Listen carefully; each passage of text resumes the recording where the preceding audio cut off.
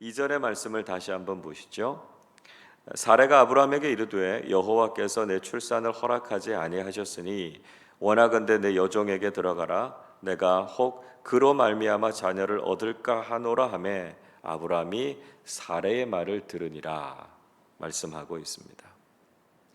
사레에게는 여종이었던 하갈이 있었죠. 사레는 하나님께서 자신에게 출산을 허락하시지 않으셨으니까 여종을 통해서 자녀를 얻으려고 했습니다. 그리고 아브라함은 사레의 말을 듣고 따르게 되죠. 분명히 사레는 자신이 출산하지 못하는 것은 하나님께서 허락하지 않으셨기 때문이다 이야기하고 있습니다. 그렇다면 그녀는 하나님께 기도하면서 이 문제를 풀어야 했습니다. 그러나 사레는 철저히 인간적인 방법으로 그 문제를 해결하려고 했죠. 그리고 아브라함도 역시 그에 동조하고 있는 모습을 볼 수 있습니다. 여러분, 우리도 살아가면서 인생 속에서 여러 가지 문제들을 만나게 될 수 있습니다. 우리가 경험하는 문제들 표면적으로 보면 인간적인 문제일 수 있습니다. 그러나 그 모든 일들을 주관하시는 분은 하나님이시다라고 하는 것이죠. 그래서 우리는 인간적인 방법으로 그 문제들을 해결할 것이 아니라 하나님께 아뢰고 하나님께 기도하면서 그 문제를 풀어가야 한다는 것입니다. 인간적인 해결책을 찾았던 아브라함과 사레는 문제를 해결하는 듯이 보였습니다. 그러나 그것이 진정한 해결책이 되지 못했다라고 하는 것이죠. 자, 4절을 보십시오.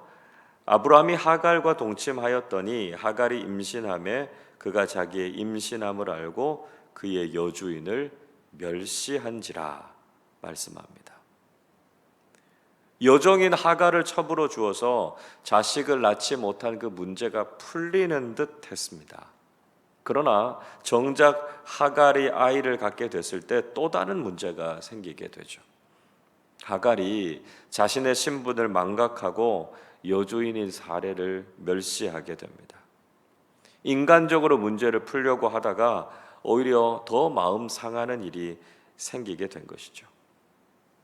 자, 그래서 결국 이런 선택은 아브라함과 사레 사이에 다툼을 일으키게 됩니다. 5절 말씀 우리 같이 읽어 보겠습니다. 사레가 아브라함에게 이르되 내가 받는 모욕은 당신이 받아야 옳도다. 내가 나의 여종을 당신의 품에 두었거늘 그가 자기의 임신함을 알고 나를 멸시하니 당신과 나 사이에 여호와께서 판단하시기를 원하노라.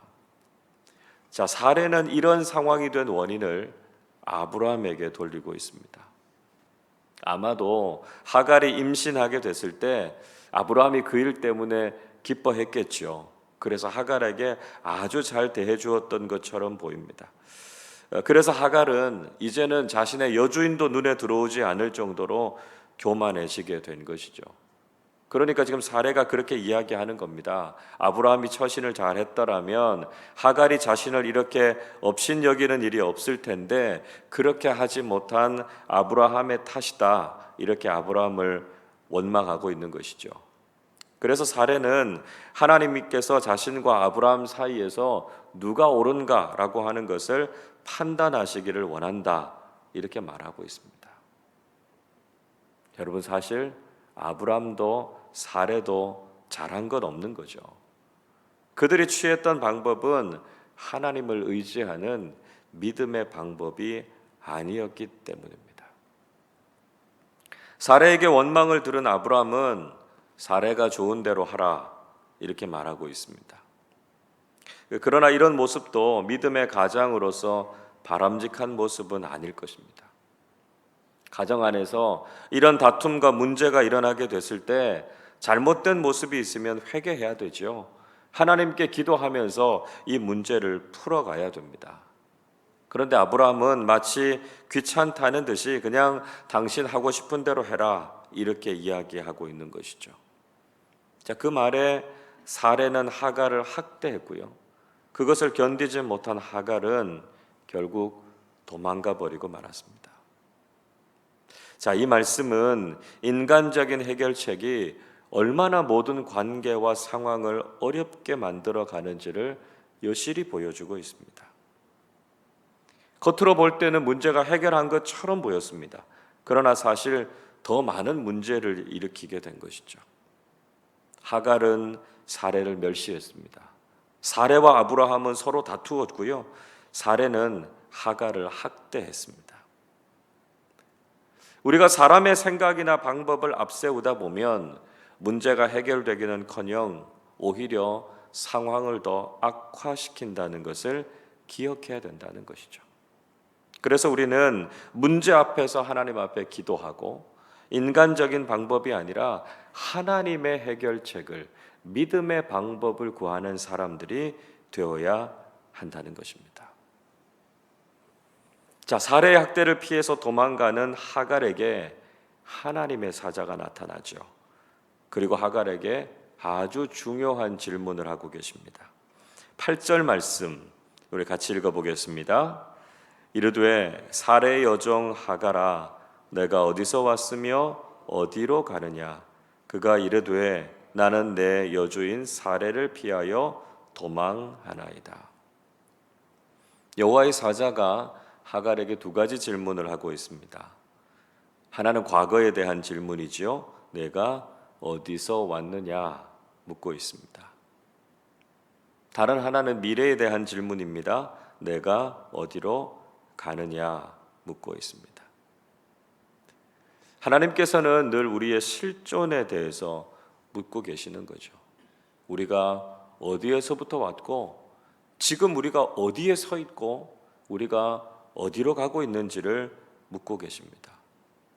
그러면서 우리 자신의 모습을 돌아보라는 것이죠. 우리 자신의 실존을 깨닫고 하나님 앞에서 회개할 것을 촉구하고 계십니다. 하나님께서 아담에게 똑같은 질문 하시지 않으십니까? 창세기 3장 9절에서 이렇게 말씀합니다. 여호와 하나님이 아담을 부르시며 그에게 이르시되 내가 어디 있느냐? 하나님께서는 선악과를 따먹고 범죄한 아담에게 내가 어디 있느냐 묻고 있습니다. 우리의 실존을 묻고 계신 것이죠. 그리고 하나님 앞에서 믿음으로 바르게 설 것에 대해서 말씀하고 계신다 하는 것입니다. 여호와의 사자는 사례를 피해서 도망하는 하갈에게 돌아갈 것을 명령하고 계십니다. 하나님께서는 깨어진 질서와 관계를 회복시키려고 하신다라고 하는 것이죠. 관계를 깨트리고 피한다고 해서 문제가 해결되는 것이 아니라는 것입니다. 바람직한 관계를 회복하라는 것이지요. 새로운 관계 속으로 들어가서 그 관계를 다시 유지할 것을 이야기하고 계십니다. 그렇게 할 때 하나님께서 그 관계를 통해서 복을 주실 것이다 약속하고 계십니다. 10절 말씀 같이 읽어보겠습니다. 여호와의 사자가 또 그에게 이르되 내가 네 씨를 크게 번성하여 그 수가 많아 셀 수 없게 하리라. 하나님의 말씀에 순종할 때 하나님께서 그 씨를 크게 번성하게 하셔서 큰 복을 주시겠다 말씀하고 있습니다. 인간적으로 생각하면 다시 그 자리로 돌아간다라고 하는 것이 정말 어려운 일이죠. 그러나 자신의 인간적인 생각을 내려놓고 하나님의 말씀에 순종할 때 하나님께서 복을 주신다 하는 것을 경험하게 된다는 것이죠.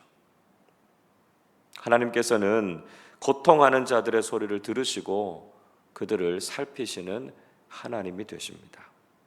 11절 말씀 같이 읽어보겠습니다. 여호와의 사자가 또 그에게 이르되 내가 임신하였은즉 아들을 낳으리니 그 이름을 이스마엘이라 하라. 이는 여호와께서 내 고통을 들으셨음이니라. 여호와의 사자는 하갈이 아들을 낳게 될 것이고 그 이름을 이스마엘이라 하라 말씀합니다. 이스마엘, 그 이름의 뜻은 하나님께서 들으셨다라고 하는 뜻입니다. 우리가 고통 가운데서 하나님께 부르짖어 기도할 때 하나님께서는 우리의 고통에 귀를 기울이시는 분이시고요, 그 고통에서부터 우리를 건지시는 분이시다 말씀하고 있습니다. 하나님께서는 우리가 인생에서 경험하는 고통과 아픔을 절대로 외면하지 않으신다는 것이죠. 우리가 믿음으로 하나님 앞에 아뢰을 때 하나님께서 들으시고 위로하시는 하나님이 되신다 말씀하고 있습니다. 물론 이들이 했던 인간적인 선택 때문에 그 결과는 남게 되죠. 12절 말씀 보시면 이렇게 이야기합니다. 그의 손이 모든 사람을 치겠고 모든 사람의 손이 그를 칠지며 그가 모든 형제와 대항해서 살리라 이야기합니다. 이스마엘의 출생으로 인해서 그것이 오늘날까지 이스라엘과 아랍 사이의 분쟁, 중동의 위기를 야기시키지 않았습니까? 하나님의 방법이 아니라 인간적인 방법을 택한 것이 이렇게 비극적인 결과를 낳게 된다라고 하는 것을 우리에게 분명히 말씀해 주고 있습니다. 그러나 중요한 것은 하갈은 이 인생의 문제를 통해서 하나님을 경험하게 됐다는 것입니다. 13절 말씀 같이 읽어보겠습니다. 하갈이 자기에게 이르신 여호와의 이름을 나를 살피시는 하나님이라 하였으니 이는 내가 어떻게 여기서 나를 살피시는 하나님을 배웠는고 함이라. 하갈은 자신의 인생에 찾아오셔서 자신을 위로하시고 힘을 주시는 하나님을 경험했습니다. 그리고 그녀는 하나님의 이름을 나를 살피시는 하나님 이렇게 고백하고 있습니다. 우리는 인생의 문제를 통해서 반드시 하나님을 만나게 된다는 것이죠. 그리고 우리를 살피시고 돌보시는 하나님의 은혜를 경험하게 됩니다. 하갈은 하나님을 만난 그 장소, 그 샘의 이름을 부엘라 헤로이 이렇게 불렀습니다. 나를 살피시는 살아계신 이의 우물이다 하는 뜻이죠. 우리가 곤고하고 힘든 인생을 살아가고 있지만 우리는 반드시 그 인생 속에서 우리를 돌보시고 살피시는 하나님의 임재를 경험하게 된다는 것입니다. 여러분, 날마다 우리의 삶 속에서 부엘라 헤로이의 하나님을 경험하실 수 있기를 바랍니다. 지금도 삶의 고통과 문제 앞에 서 있는 우리를 하나님께서 찾아오신다는 것이죠. 그리고 그분의 은혜로 우리를 살피시고 돌보아 주시는 하나님을 경험하게 된다는 것입니다. 비록 나는 실수하고 또 넘어지지만 변함없이 우리를 찾아오셔서 우리를 살피시는 하나님으로 인해서 우리는 다시 믿음으로 일어서게 될 줄로 믿습니다. 오늘도 우리를 찾아오시는 하나님, 부엘라 헤로이의 하나님을 경험하고 우리 인생의 문제를 딛고 일어서서 하나님의 돌보심을 경험하고 믿음으로 우리의 삶을 살아가는 우리 모두가 되시기를 주님의 이름으로 축원합니다. 기도하겠습니다. 곤고하고 메마른 인생을 찾아오셔서 은혜와 자비를 베풀어 주시는 하나님 아버지 감사를 드립니다. 삶의 심각한 문제를 믿음으로 해결하지 않고 인간적인 방법으로 해결하려고 했던 아브라함과 사레 그리고 하갈의 삶에 오히려 더 큰 문제와 어려움이 있었음을 우리는 말씀을 통해 깨닫게 됐습니다. 우리의 삶에 찾아온 문제 앞에서 인간적인 해결책이 아니라 믿음의 방법으로 하나님께 기도하며 아뢰는 우리 모두가 되게 하여 주시옵소서. 오늘도 부족하고 실수투성이인 우리를 찾아오셔서 우리를 돌보시고 살피시는 하나님, 부엘라 헤로이의 하나님을 경험하게 하실 줄로 믿습니다. 그 하나님을 의지하고 우리의 삶에 평안과 위로, 복과 은혜를 베풀어 주실 것을 기대하며 살아가는 우리 모두 되게 하여 주시옵소서. 감사드리며 우리 주님 예수 그리스도의 이름으로 기도하옵나이다. 아멘.